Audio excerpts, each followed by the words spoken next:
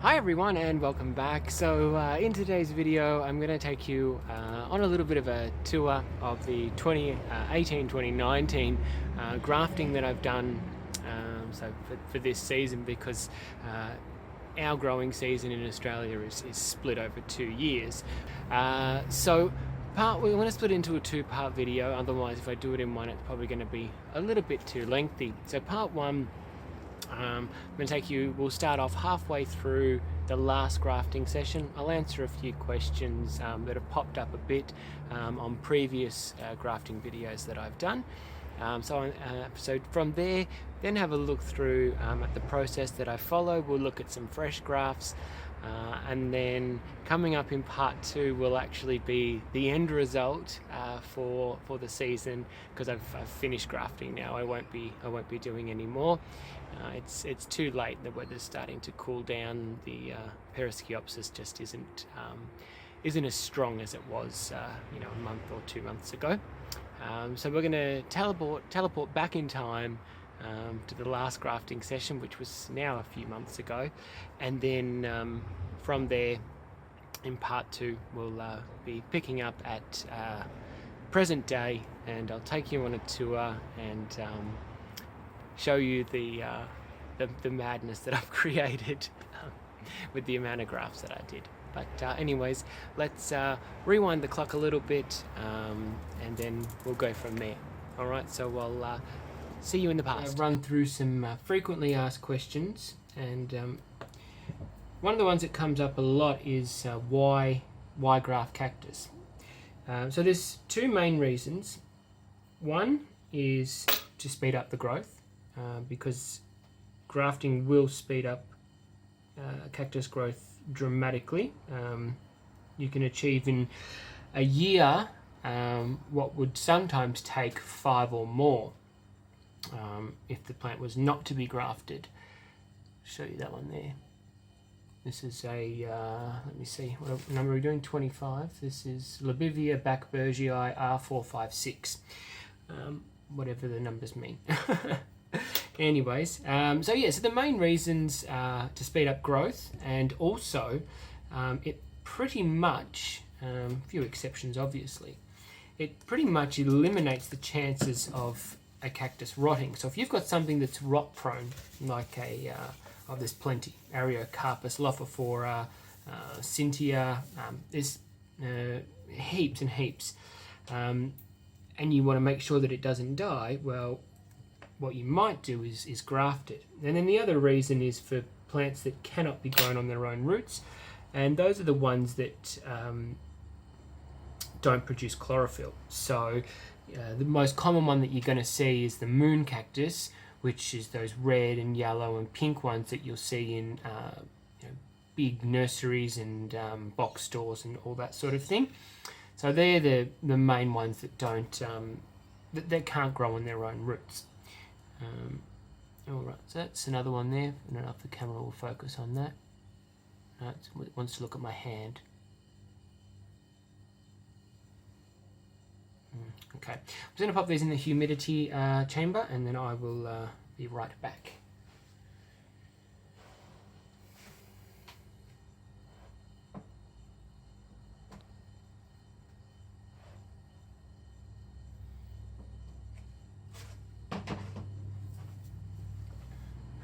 Humidity chamber makes it sound so fancy. It's just a plastic tub from Bunnings. So yeah, I would recommend the opaque ones. They just seem to diffuse the light a lot better. You need to remember when you're grafting that you are working with often very, very small seedlings, and so they still have their sensitivity to light. Now the other common question is what size can you graft onto Pereskiopsis? Look, it's most commonly used for seedlings, which is what I'm doing today. Come on. But you can actually graft much bigger things to Pereskiopsis, but the way that you do it is a little bit different. So if you were grafting something where you're not going to be able to line up the vascular tissue with the scion and then the Pereskiopsis underneath, you would do what's called an impale graft, which basically you would take this, you would remove the top leaves like I do anyways when I'm grafting, and then you would cut it into like a spear, and then you would take the scion and you would, hang on, this is the Pereskiopsis shoot, this is the scion, you push it on so that they go in together.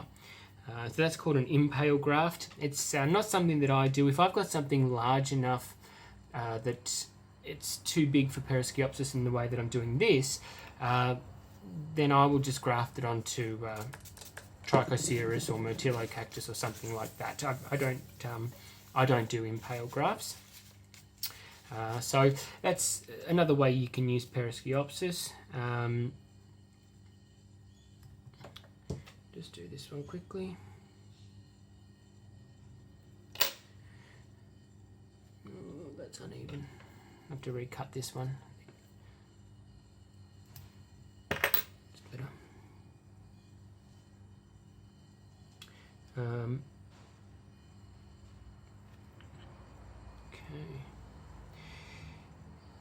Now so just a little bit more information on the process that I follow. So as I mentioned, they go into a humidity chamber, which is a plastic tub. I don't spray any water, I don't put any bowls of water, I don't do anything like that at all. The only water that's going in there is whatever is in the pot. So this soil is moist, it's not sopping wet, but it's not dry either. So that's enough for me. Now the other thing that I do is every single day in the afternoon when I get home from work is I go out to the grafts and I open the tub, I take the lid completely off, and then I wave the lid like a madman in front of it to replenish the air in there. I started doing that this season because what I noticed was that there was not a pleasant smell. I view gardening as a bit of a sensory experience, and what I could smell wasn't fresh. It was sort of almost like a damp green smell. It didn't smell nice, and I didn't take that as a good sign. So I started doing that, and it seems to have worked. My success rate this season is much higher, and when we scoot outside and I show you the results of this season, I'll talk a little bit more about my success rate and percentages and things like that, because it's something that I do keep track of. And I'll just pop these away.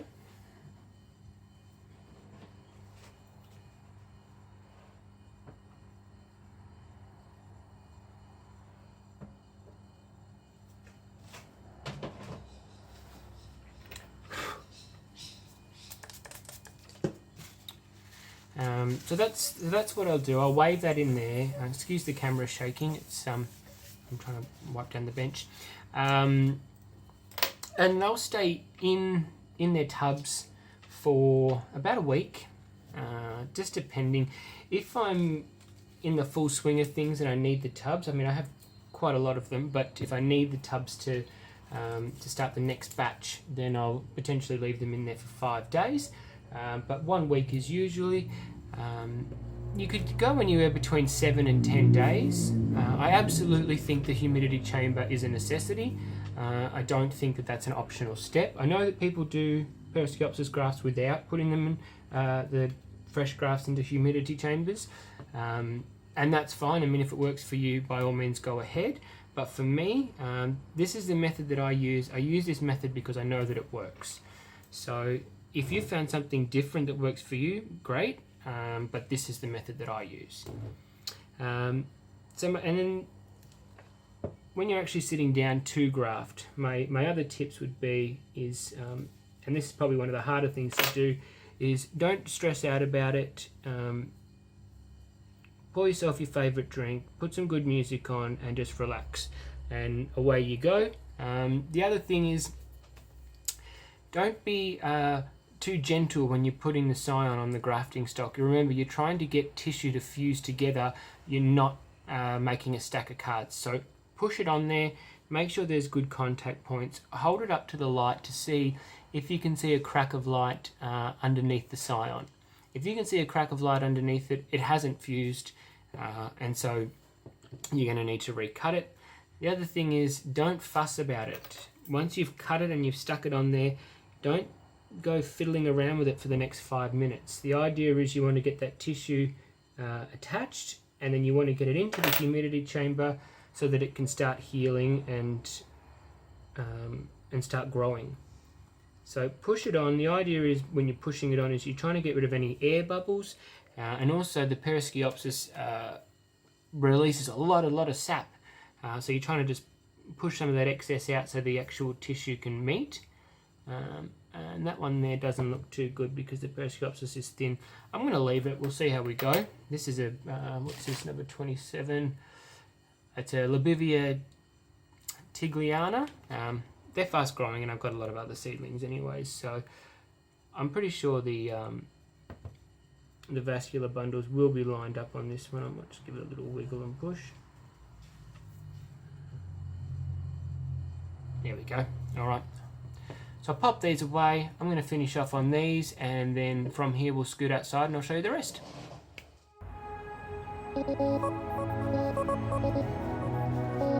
Alright everyone, so here is tray number 1.